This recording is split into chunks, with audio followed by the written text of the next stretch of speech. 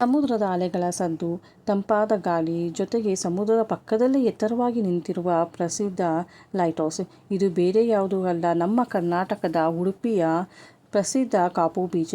ಇವತ್ತಿನ ವಿಡಿಯೋದಲ್ಲಿ ಕಾಪು ಬೀಚ್ ಹೇಗಿದೆ, ಇಲ್ಲಿನ ಪ್ರಮುಖ ಆಕರ್ಷಣೆ ಏನು, ಏನಕ್ಕೆ ಜನ ಜಾಸ್ತಿ ಬರ್ತಾರೆ, ಈ ಕಂಪ್ಲೀಟ್ ಡೀಟೇಲ್ಸ್ನ ನಾನು ವಿಡಿಯೋದಲ್ಲಿ ತೋರಿಸ್ತೀನಿ. ಎಲ್ಲೂ ಸ್ಕಿಪ್ ಮಾಡಬೇಡಿ. Welcome back to my channel. Yamuna Nolamba ಬ್ಲಾಗಿಗೆ ಸ್ವಾಗತ. ಎಲ್ಲರೂ ಹೇಗಿದ್ದೀರಾ? ಎಲ್ಲರೂ ಚೆನ್ನಾಗಿದ್ದೀರಾ ಅಂತ ಭಾವಿಸ್ತೀನಿ. ನಾನು ಇವತ್ತು ಬೀಚ್ಗೆ ಹೋಗ್ತಾ ಇದ್ದೀನಿ. ಹೆಂಗಿದೆ ಬೀಚ್ ಅಂತ ಹೇಳಿದ್ರೆ ಲೈಟ್ ಹೌಸ್ ಬೇರೆ ಇದೆ, ಸಖತ್ತಾಗಿ ಫುಲ್ ಎಂಜಾಯ್ ಮಾಡ್ಕೊಂಡು ಮನೆಗೆ ಬಂದೆ. ಬೀಚ್ ಹೇಗಿತ್ತು, ಲೈಟ್ ಹೌಸ್ ಹೇಗಿದೆ, ಅದಕ್ಕೆ ಎಂಟ್ರೆನ್ಸ್ ಫೀಸ್ ಏನು, ಪ್ರತಿಯೊಂದು ನಾನು ನಿಮಗೆ ಕಂಪ್ಲೀಟ್ ಡೀಟೇಲ್ಸ್ ಕೊಡ್ತೀನಿ. ಫಸ್ಟು ನೋಡಿ ಅದು ಹೆಂಗಿದೆ ಲೈಟ್ ಹೌಸ್ ಅಂತ ಹೇಳ್ಬಿಟ್ಟು. ಎಷ್ಟು ಚೆನ್ನಾಗಿದೆ ಅಂತ ಹೇಳಿದ್ರೆ ಇದು ಕಾಪು ಬೀಚ್ ಅಂತ ಹೇಳಿಬಿಟ್ಟು ಉಡುಪಿಯಿಂದ 15 ಕಿಲೋಮೀಟರ್ಸ್ ಆಗುತ್ತೆ. ಬೀಚ್ ಮಾತ್ರ ಸಖತ್ತಾಗಿದೆ. ಏನಕ್ಕೆ ಅಂತ ಹೇಳಿದ್ರೆ ಒಂಚೂರು ಪೇಪರ್ ಆಗಲಿ, ಪ್ಲಾಸ್ಟಿಕ್ ಐಟಮ್ಸೇ ಆಗಲಿ, ಏನೇ ಆಗಲಿ ಸುತ್ತಲೂ ಇಲ್ಲ. ತುಂಬ ನೀಟಾಗಿದೆ ಬೀಚ್ ಮಾತ್ರ. ನಿಮ್ಮ ಆರಾಮಾಗಿ ಒಂದು 8-9 ಓ ಕ್ಲಾಕ್ವರೆಗೂ ಟೈಮ್ ಸ್ಪೆಂಡ್ ಮಾಡಿದ್ರು ಅವ್ರು ಯಾರೂ ರಿಸ್ಟ್ರಿಕ್ಟ್ ಮಾಡೋದಿಲ್ಲ. ಸನ್ಸೆಟ್ ಆದಮೇಲೆ ನೀರ ಹತ್ರ ಹೋಗಬೇಡಿ ಅಂತ ಹೇಳಿ ಅಲ್ಲಿರೋ ಸೆಕ್ಯೂರಿಟಿ ಗಾರ್ಡ್ಸು ನಿಮಗೆ ವಾರ್ನ್ ಮಾಡ್ತಾರೆ ಅಷ್ಟೇ. ನನಗೂ ಅಷ್ಟೇ, ನಾನು ಆಲ್ಮೋಸ್ಟ್ 8:30ವರೆಗೂ ನಾನು ಅಲ್ಲೇ ಟೈಮ್ ಸ್ಪೆಂಡ್ ಮಾಡಿದ್ವಿ. ಯಾಕಂದ್ರೆ ನನ್ನ ಮಗಳಿಗೆ ಬೀಚ್ ಅಂದರೆ ತುಂಬ ಇಷ್ಟ. ಆರ್ಟಿಫಿಷಿಯಲ್ ಬೀಚ್ ಎಲ್ಲ ನೇಚರಿಂದನೇ ಕ್ರಿಯೇಟ್ ಆಗಿದೆ. ಇದು ತುಂಬ ಚೆನ್ನಾಗಿದೆ. ಅದಾದಮೇಲೆ ನಾವು ಅಲ್ಲಿಂದ ಲೈಟ್ ಹೌಸ್ ಒಳಗಡೆ ಹೋದ್ವಿ. ಇದು ಬಂದು 10 ರೂಪೀಸ್ ಇರುತ್ತೆ ಅಷ್ಟೇ ಎಂಟ್ರೆನ್ಸು. 5 ಓ ಕ್ಲಾಕ್ಗೆ ಎಲ್ಲ ಕ್ಲೋಸ್ ಆಗಿಬಿಡುತ್ತೆ. ಸೊ ಅದಕ್ಕೆ ನಾವು 4 ಓ ಕ್ಲಾಕ್ಗೆ ಬಂದ್ವಿ ಒಳಗಡೆಗೆ. ಯಾಕಂದ್ರೆ ನನ್ನ ಮಗಳು ಫುಲ್ ನೀರಲ್ಲಿ ಆಟ ಆಡ್ತಿದ್ಲು, ಯಾವುದೇ ಕಾರಣಕ್ಕೂ ಹೊರಗಡೆ ಬರಲ್ಲ ಅಂತಿದ್ಲು. ಬಟ್ ಆದರೂ ನಾವು ಇದನ್ನ 5 ಓ ಕ್ಲಾಕ್ ಕ್ಲೋಸ್ ಆಗುತ್ತಲ್ಲ ಅಂತ ಕನ್ವಿನ್ಸ್ ಮಾಡಿ ಕರ್ಕೊಂಡು ಬಂದ್ವಿ. ಸ್ವಲ್ಪ ಸ್ಟೆಪ್ಸ್ ಹತ್ತಬೇಕಾದ್ರೆ ತುಂಬ ಚಿಕ್ಕದಾಗಿದೆ ಸ್ಟೆಪ್ಸು. ಏಜ್ ಆಗಿರೋರಿಗೆಲ್ಲ ಹತ್ತಕ್ಕೆ ಕಷ್ಟ. ಈವನ್ ಮಕ್ಳು ಇಟ್ಕೊಂಡು ಹತ್ತೋದು ಇದು ಕಷ್ಟ. ಯಾಕಂದ್ರೆ ನನಗೆ ಫುಲ್ಲು ಕಷ್ಟ ಅಂತ ಅನ್ನಿಸ್ತು ಇದು ಹತ್ತೋದಕ್ಕೆ. ಬಟ್ ಆದರೂ ಮೇಲೆ ನೋಡ್ಕೊಂಡು ಹಾಗೆ ಹತ್ತುತ್ತಿದೆ. ನನ್ನ ಹಸ್ಬೆಂಡ್ ಅಯ್ಯೋ ಇಲ್ಲೇ ಇರೋದು ಹತ್ತು ಅಂತ ಅಂದ್ಬಿಟ್ಟು ಹತ್ತಿಸಿದ್ರು. ಬಟ್ ಆದರೆ ಕೆಳಗಡೆ ನೋಡಿದ್ರೆ ಎಷ್ಟು ಸ್ಟೆಪ್ಸ್ ಹತ್ತಿದ್ದೀನಿ ಅಂತ ಅನ್ನಿಸ್ತು. ಮೇಲ್ಗಡೆ ಹೋದ್ರಂತೂ ವ್ಯೂ ಮಾತ್ರ ಸಖತ್ತಾಗಿ ಅನ್ನಿಸ್ತು. ನೋಡಿ ಅದು ಫುಲ್ಲು ಸರ್ಕಲ್ ಥರ ಇದೆ, ತುಂಬ ಚೆನ್ನಾಗಿ ಅನ್ನಿಸ್ತು. ಇದು ಬಂದು ಅರಬ್ಬಿ ಸಮುದ್ರ. ಈ ಕಡೆ ಆ ಕಡೆ ಬಂದು ನದಿ ಹರಿತಾ ಇದೆ. ಆ ನದಿ ಮತ್ತು ನೋಡಿ ಇವಾಗ ತೋರಿಸ್ತೀನಿ, ಅದು ನದಿ, ಅದು ಹರಿತಾ ಇರೋದು ನದಿ. ಈ ಕಡೆ ಅರಬ್ಬಿ ಸಮುದ್ರ ಇದೆ ಈ ಸೈಡು. ಅದೆರಡೂ ಅಲ್ಲಿ ಜಾಯಿನ್ ಆಗುತ್ತೆ ಆ ನೀರಿಗೆ. ತುಂಬ ಚೆನ್ನಾಗಿ ಸಮುದ್ರಕ್ಕೆ ಈ ನೀರು ಜಾಯಿನ್ ಆಗುತ್ತೆ. ಇಲ್ಲಿ ಹರಿತಾ ಇರೋದು ನೋಡಿ, ಅದು ಕ್ಲೀನಾಗಿ ಕಾಣ್ತಾ ಇದೆ. ಝೂಮ್ ಹಾಕಿದ್ದೀನಿ, ಕಾಣ್ತಾ ಇದೆ. ಇದು ಸ್ಟೆಪ್ಸ್ ಕೆಳಗಡೆ ನಾವು ಹತ್ಕೊಂಡು ಬಂದಿದ್ದು. ತುಂಬ ಚೆನ್ನಾಗಿದೆ ನೋಡಿ ವ್ಯೂ ಮಾತ್ರ ಎಷ್ಟು ಚೆನ್ನಾಗಿದೆ ಮೇಲ್ಗಡೆ ಅಂತ ಹೇಳಿದ್ರೆ ನೋಡೋಕೆ 2 ಕಣ್ಣು ಸಾಲದು. ನಾನು ಆಲ್ಮೋಸ್ಟ್ ಒಂದು 10-15 ಮಿನಿಟ್ಸ್ ಅದನ್ನು ನೋಡಿಕೊಂಡೇ ನಿಂತ್ಕೊಂಡ್ಬಿಟ್ವಿ. ಅಷ್ಟು ಖುಷಿ ಆಯಿತು ಆ ವ್ಯೂ ನೋಡಿ. ಅಷ್ಟು ಹತ್ಕೊಂಡು ಬಂದಿದ್ದಕ್ಕೂ ಸಾರ್ಥಕ ಅಪ್ಪ ಅಂತ ಅನ್ನಿಸ್ತು ನನಗೆ. ಇದು ಬಂದು ಬ್ರಿಟಿಷ್ ಟೈಮಲ್ಲಿ ಕಟ್ಟಿರೋದು. 1901ನಲ್ಲಿ ಇದನ್ನು ಸ್ಥಾಪನೆ ಮಾಡಿರೋದು. ಏನಕ್ಕೆ ಲೈಟ್ ಹೌಸ್ ಮಾಡಿದ್ದಾರೆ ಅಂತ ನಾನು ಅದನ್ನೇ ಕೇಳ್ತಾ ಇದ್ದೆ. ಅಲ್ಲಿರೋರು ಹೇಳ್ತಿದ್ದಾರೆ ಶಿಪ್ ಬರುತ್ತಲ್ಲ ಅದಕ್ಕೆ ಡೈರೆಕ್ಷನ್ಸು ಮತ್ತು ಸೇಫ್ಟಿ ಪರ್ಪಸ್ಗೆ ಈ ಲೈಟ್ ಹೌಸ್ ಮಾಡಿದ್ದಾರೆ ಅಂತ ಹೇಳಿಬಿಟ್ಟು. ಅಲ್ಲಿ ಅದು ಆ್ಯಕ್ಚುಲಿ ಸುತ್ತಲೂ ನೈಟ್ ಆದಮೇಲೆ ಲೈಟ್ ಆನ್ ಆಗುತ್ತೆ, ಮೇಲ್ಗಡೆ ಹಿಂಗೆ ಟರ್ನ್ ಆಗ್ತಾ ಇರುತ್ತೆ. ಅಂದರೆ ದೂರದಲ್ಲಿ ಬರೋರಿಗೆ ಇಲ್ಲೊಂದು ಜಾಗ ಇದೆ ಅಂತ ಹೇಳಿ ತೋರಿಸೋದಕ್ಕೆ ಇದನ್ನು ಯೂಸ್ ಮಾಡ್ತಾರೆ. ಇಲ್ಲಿ ತುಂಬ ಕಲ್ಲುಗಳಿದೆಯಂತೆ, ಅದಕ್ಕೋಸ್ಕರ ಬಂಡೆ ಥರ ತುಂಬ ಒಳಗಡೆ ಸಮುದ್ರದ ಒಳಗಡೆ ಇದೆ. ಸೊ ಅದಕ್ಕೆ ಸ್ವಲ್ಪ ಎಲ್ಲರೂ ಹುಷಾರಾಗಿ ಆಟಾಡಿ ಸೇಫ್ಟಿ ಮೆಷರ್ಸ್ ತುಂಬ ತೊಗೊಳ್ಳಿ ಅಂತ ಹೇಳ್ತಾರೆ. ಬಟ್ ಆದರೆ ತುಂಬ ನೀಟು, ನಿಮಗೆ ಜನ ಕಮ್ಮಿ ಇದ್ದಾರೆ, ಆರಾಮಾಗಿ ಆಟ ಆಡ್ಕೊಳ್ಬೋದು ಅನ್ನೋದಕ್ಕೆ ಈ ಬೀಚ್ನ ನೀವು ಆರಾಮಾಗಿ ಹೋಗ್ಬೋದು. ಎಷ್ಟೊಂದು ಬೀಚ್ ಇದೆ ಅಕ್ಕಪಕ್ಕನೂ. ಸೂರತ್ ಕಲ್ಲಿದೆ, ಸಖತ್ತು ಬೀಚ್ ಇದೆ. ಬಟ್ ನನಗೇನೋ ಇದು ತುಂಬ ಇಷ್ಟ ಆಯಿತು. ಈ ಲೈಟ್ ಹೌಸ್ ಅಂತೂ ಅಮೇಝಿಂಗ್ ಅಂತಲೇ ಹೇಳ್ಬೋದು. ಎಷ್ಟು ಚೆನ್ನಾಗಿದೆ, ಬ್ಯೂಟಿಫುಲ್ ವ್ಯೂ ಮಾತ್ರ. ನಾವಂತೂ ತುಂಬ ಎಂಜಾಯ್ ಮಾಡಿದ್ವಿ. ಅದಾದಮೇಲೆ ಅಲ್ಲೇ ಟೈಮ್ ಆಗ್ತಾ ಇದೆ, ಸನ್ಸೆಟ್ಗೆ ಇನ್ನೇನು ಅನ್ನಂಗೆ ಆಗ್ತಾ ಇದೆ. ನಾವು ಅದಕ್ಕೆ ಇಳಿಯೋಣ ಅಂತ ಅಂದ್ಕೊಂಡು ಹೊರಟ್ವಿ. ಬಟ್ ಇಳಿಯೋದಕ್ಕೆ ಸ್ಟಾರ್ಟ್ ಆದಾಗಲೇ ನನಗೆ ರಿಯಲ್ ಕಷ್ಟ ಗೊತ್ತಾಗಿದ್ದು, ಹೆಂಗಪ್ಪ ಇಳಿಯೋದು ಅಂತ ಹೇಳಿ. ಇದೇ ಲೈಟ್ ಹೌಸ್ದು ಇದು. ಫುಲ್ಲು ಸ್ಲಿಪ್ಪರಿ ಥರ ಇದೆ. ನನಗೆ ತುಂಬ ಮುಗ್ರಿಸ್ದಂಗೆ ಫೀಲ್ ಆಗ್ತಾ ಇದೆ. ಸಿಕ್ಕಾಪಟ್ಟೆ ಕಷ್ಟ. ಒಬ್ಬೊಬ್ಬರೇ, ನನಗೆ ಬೇರೆ ಮಗು ಇಟ್ಕೊಂಡಿದ್ದೀನಿ.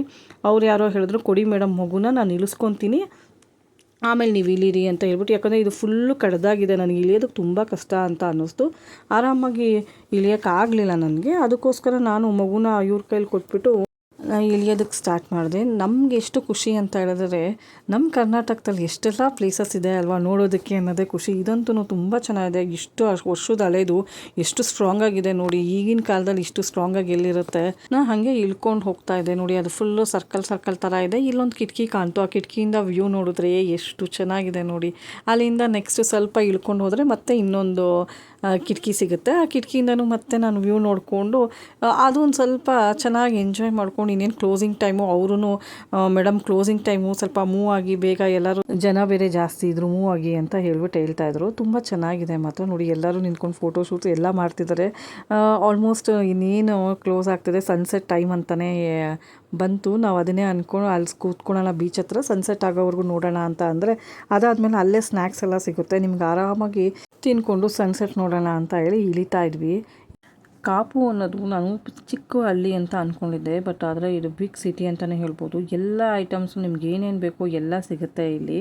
ತುಂಬ ಚೆನ್ನಾಗಿದೆ, ನೀವೇನು ಕ್ಯಾರಿ ಮಾಡಬೇಕು ಅನ್ನೋದಿಲ್ಲ. ಸ್ನ್ಯಾಕ್ಸ್ ಆಗಲಿ ಏನೇ ಆಗಲಿ ಪ್ರತಿಯೊಂದು ಅವೈಲೇಬಲ್ ಸಿಗುತ್ತೆ ಅಲ್ಲಿ. ನಾನು ಕಾಪು ಅಂತ ಯಾಕೆ ಹೆಸರು ಬಂತು ಅಂತ ಅಂದ್ಕೊಂಡು ಸೆಕ್ಯೂರಿಟಿ ಗಾರ್ಡ್ನ ಕೇಳಿದೆ. ಕಾವಲ ಗೋಪುರ ಇತ್ತಂತೆ, ನೀರಿನ ರಭಸ ಹೊಡೆದು ಅದು ಆಲ್ರೆಡಿ ಡೆಸ್ಟ್ರಾಯ್ ಆಗಿದೆ. ಬಟ್ ಅದು ಸ್ವಲ್ಪ ಕಲ್ಲು ಆ ಥರ ಅದು ಕನ್ಸ್ಟ್ರಕ್ಷನ್ಸ್ದು ಒಂಚೂರು ಅಲ್ಲಿ ಉಳಿದಿದೆ. ಅದನ್ನು ತೋರಿಸಿದ್ರು ಆ ಪ್ಲೇಸ್ನ, ಈ ಥರ ಆಗಿದೆ ಮೇಡಮ್ ನೋಡಿ ಅಂತ ಹೇಳಿ. ಕಾವಲು ಗೋಪುರ ಅಂತ ಕರೀತಿದ್ರಂತೆ. ಬಾಯಿಂದ ಬಾಯಿಗೆ ಹೋಗಿ ಇವಾಗ ಕಾಪು ಅಂತ ಆಗಿದೆ ಅಂತ ಹೇಳಿದ್ರು ಅವರು. ಅದಾದಮೇಲೆ ನಾವು ಆಲ್ಮೋಸ್ಟ್ ಇಳಿದ್ವಿ. ಬಟ್ ಇಳಿದ್ಮೇಲೂ ಎಷ್ಟು ಚೆನ್ನಾಗಿ ವ್ಯೂ ಕಾಣ್ತಿದೆ ಅಂತ ಹೇಳಿದ್ರೆ ಅಷ್ಟು ಚೆನ್ನಾಗಿ ಕಾಣ್ತಿದೆ. ಬೀಚ್ ಅಂದರೆ ಒಂದು ಲವ್ಲಿ ಅಂತಲೇ ಹೇಳ್ಬೋದು ನಮಗೆ. ನೋಡಿ ಅದ್ರ ಕೆಳಗಡೆ ಫುಲ್ ಆಲ್ಮೋಸ್ಟ್ ಬಂದ್ವಿ ನಾವು ಎಕ್ಸಿಟ್ಗೆ. ಆ ಕಡೆ ಯಾರೂ ಹೋಗಬೇಡಿ ಅಂತ ಹೇಳಿ ಎಲ್ಲ ಕಂಬಿ ಕಟ್ಟಿದ್ದಾರೆ. ತುಂಬ ಜನ ಹೋಗ್ಬಿಟ್ಟು ಅಲ್ಲಿ ಕುತ್ಕೊತಾರೆ. ನೈಟ್ ತುಂಬ ಮೂನೇ ಆಗಲ್ಲ ಅಂತ ಹೇಳ್ಬಿಟ್ಟು ಹೇಳ್ತಾಯಿದ್ರು ಹಂಗಂತ. ಇಲ್ಲಿ ಸ್ಟೆಪ್ಸು ಸ್ವಲ್ಪ ಈ ಥರ ಇದೆ, ಇದಕ್ಕೆ ಕಲ್ಲಲ್ಲೇ ಕೆತ್ತನೆ ಮಾಡಿದ್ದಾರೆ. ಇಳಿಯೋದು ಸ್ವಲ್ಪ ಕಷ್ಟ ಅಂತ ಅನ್ನಿಸ್ತು. ನೋಡಿ ಇದು ಫುಲ್ಲು ಇಷ್ಟು ಪೂರ್ತಿ ನಾವು ಹತ್ತಿದ್ವಿ. ನೋಡಿ ಇದು ವ್ಯೂ ಹೆಂಗಿದೆ ಅಂತ, ಸನ್ಸೆಟ್ ಆಗ್ತಾ ಇದೆ.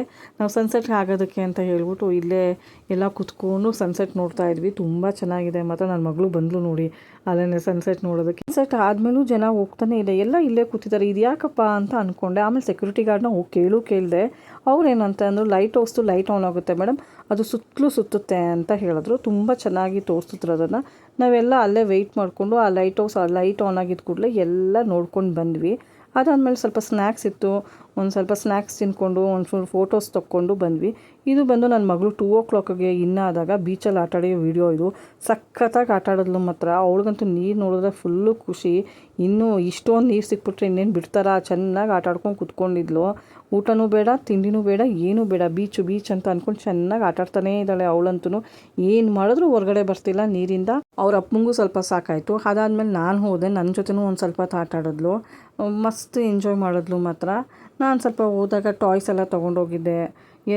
ಆದ್ರೂ ನಾನು ನೀರೇ ಸಾಕು, ನಾನು ಟಾಯಲ್ಲಿ ಆಟಾಡಲ್ಲ ಅಂತ ಅಂದ್ಕೊಂಡು ಬರೀ ನೀರಲ್ಲೇ ಆಟಾಡ್ತಿದ್ಲು. ಅದಾದಮೇಲೆ ಕುತ್ಕೊಂಡು ಬರಿಯಮ್ಮ, ABCD ಬರಿಯಮ್ಮ, ಅದು ಬರಿಯಮ್ಮ ಅಂತ ಅಂದ್ಕೊಂಡು ಸ್ಟಾರ್ಟ್ ಮಾಡಿಕೊಂಡ್ಲು.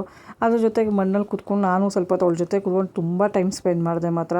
ಎಷ್ಟು ಟೈಮ್ ಸ್ಪೆಂಡ್ ಮಾಡಿದ್ವಿ ಅಂತ ಹೇಳಿದ್ರೆ ಆಲ್ಮೋಸ್ಟ್ 2 o'clock 8:30 ಅಂತ ಹೇಳಿದ್ರೆ ಬಿಸಿಲು ಸ್ವಲ್ಪನೇ ಜಾಸ್ತಿನೇ ಇತ್ತು. ಆಲ್ಮೋಸ್ಟ್ ನಿಮ್ಮ ಕೋಸ್ಟಲ್ ಹೋಯಿತು ಅಂದರೆ ಬಿಸಿಲು ಇದ್ದೇ ಇರುತ್ತೆ.